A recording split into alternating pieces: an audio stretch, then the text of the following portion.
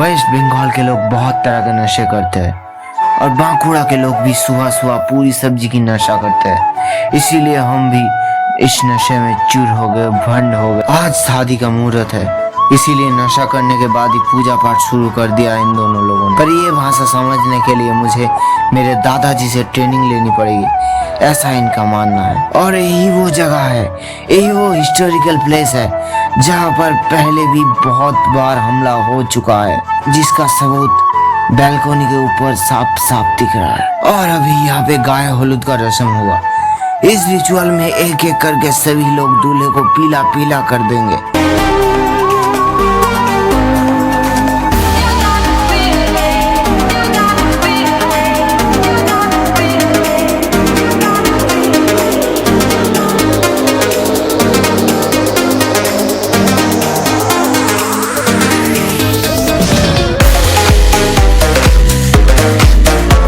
फिर दूल्हे के दद्दू ने कुछ रिचुअल पूरा किया हमारे ही सामने। थोड़ी देर बाद पता चली ये दूल्हे का दद्दू नहीं अंकल है। और इसी मिसकंसेप्शन को लेकर हम तीनों एजेंट मिलकर दाल भात और पत्ता गोभी की नशे में भंड हो गए। नशे से मुक्ति पाकर उन दोनों एजेंट को गाली देकर भेज दिया ग्रुप फोटो खींचने के लिए, और मैं खुद बाल सेट करने लगा। तभी अचानक से फॉर्च्यूनर की छोटी बहन इनोवा दिख गई जो फूलों से लिपटा हुआ था। तो ऐसे ही बकवास करते करते शाम हो जाती है और दूल्हे राजा निकल जाते हैं शादी करने के लिए।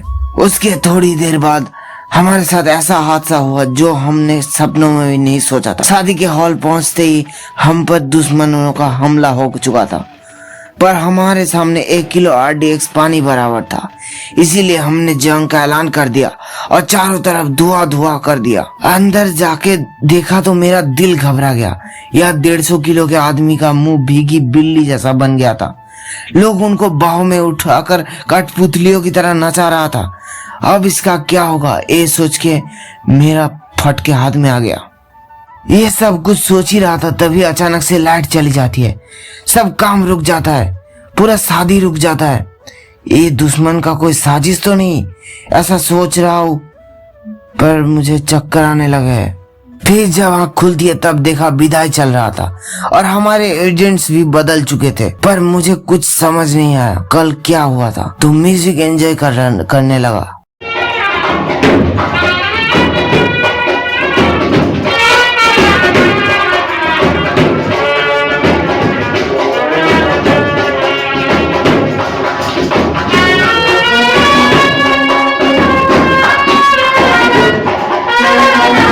अभी विदाई चल रही है, ये दो मुझसे देखा नहीं जा रहा, इसे देखकर तो मैं भी रो दूंगा।